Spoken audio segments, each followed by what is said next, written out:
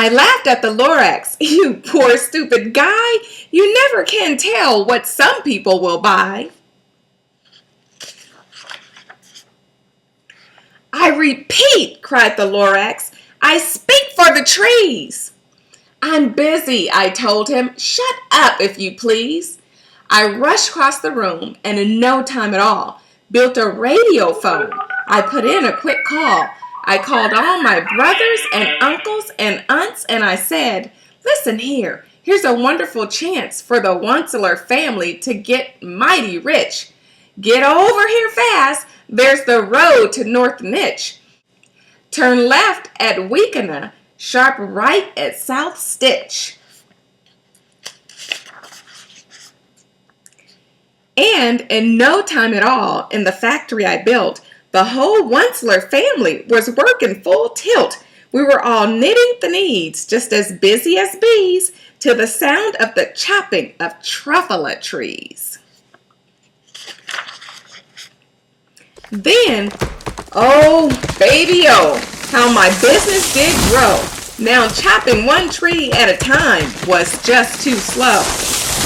So I quickly invented my Super X Hacker, which whacked off 4 truffula trees at one smacker. We were making the needs 4 times as before, and that Lorax, he didn't show up anymore.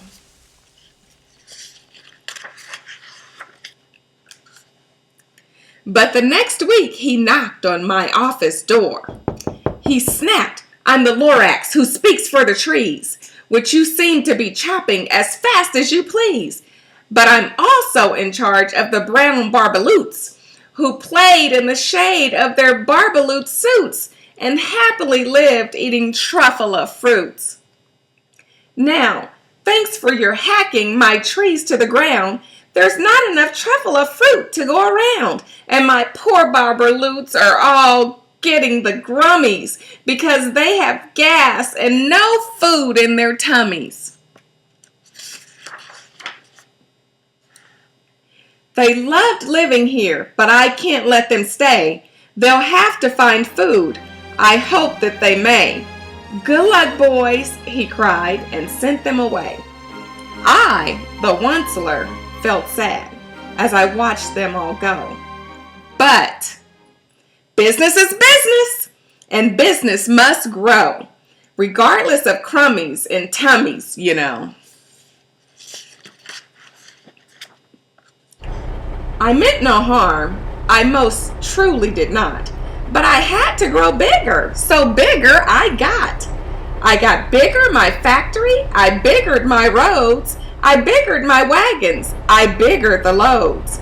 Of the needs I shipped out, I was shipping them forth and to the south and to the east and to the west and to the north. I went right on biggering, selling more needs, and I biggered my money, which everyone needs. Then again he came back. I was fixing some pipes when the old nuisance Lorax came back with more gripes. I am the Lorax, he coughed and he whiffed. He sneezed and he snuffled. He snargled, he sniffed. Onceler, he cried with a cruffulous croak. Onceler, you're making such smugglous smoke. My poor swami swans, why they can't sing a note. No one can sing who has smog in his throat.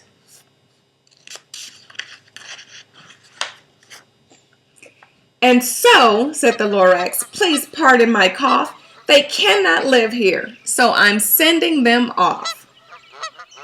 Where will they go? I don't hopefully know. They may have to fly for a month or a year to escape from the smog you've smogged up around here.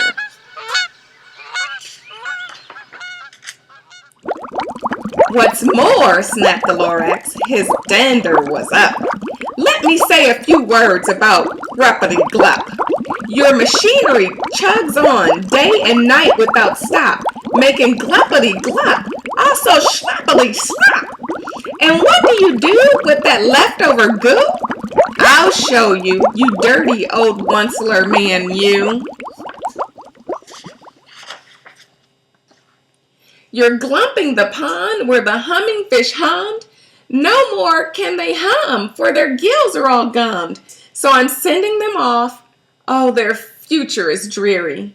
They'll walk on their fins and get woefully weary in search of some water that isn't so schmeary.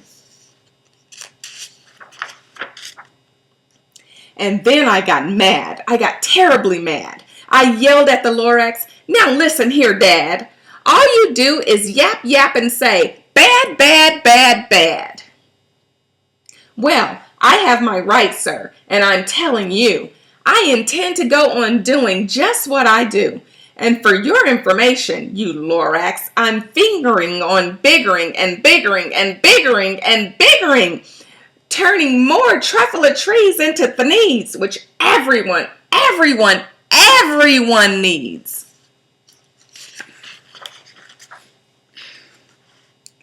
And at that very moment, we heard a loud whack.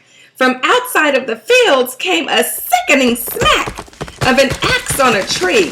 Then we heard the tree fall, the very last truffula tree of them all. No more trees, no more thneeds, no more work to be done.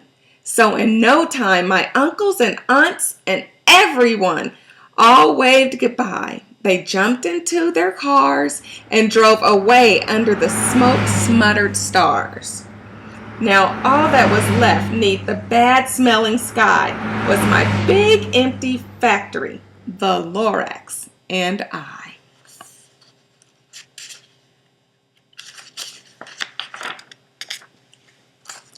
The Lorax said nothing, just gave me a glance. Just gave me a very sad backwards glance. And he lifted himself by the seat of his pants. And I'll never forget the grim look on his face when he hoisted himself and took leave of this place through a hole in the smog without leaving a trace. And all that the Lorax left here in this mess was a small pile of rocks with the one word, unless. Whatever that meant. Well, I just couldn't guess. That was long, long ago, but each day since that day, I've sat here and worried away. Through the years, while my buildings have fallen apart, I've worried about it with all of my heart. But now, says the onceler, now that you're here, the word of the Lorax seems perfectly clear. Unless someone like you cares a whole awful lot, nothing is going to get better. It's not. So, catch, calls the onceler. He let something fall. It's a truffula seed, the last one of them all. You're in charge of the last of the truffula seeds, and truffula trees are what everyone needs. Plant a new truffula, treat it with care, give it clean water, and feed it fresh air. Grow a forest, protect it from axes that hack, then the Lorax and all of his friends may come back. Wasn't that a great story? You know what I love about that story? The way the Lorax was trying to fight to keep the forest. Because if he kept the forest, then the humming fish could stay, the brown barbaloots could stay, and the swami swans could stay. And it just means that if you take care of the environment, then the animals can stay and that we will have fresh air. So you have to remember to take care of your environment. Take care of your trees, water your plants, clean up your mess, throw away your trash, and take care of all of the wonderful things around you. I hope you learned a good lesson from this story. And thank you for joining me on StorytimeMom.com. I am so happy that you could join me today. Goodbye now.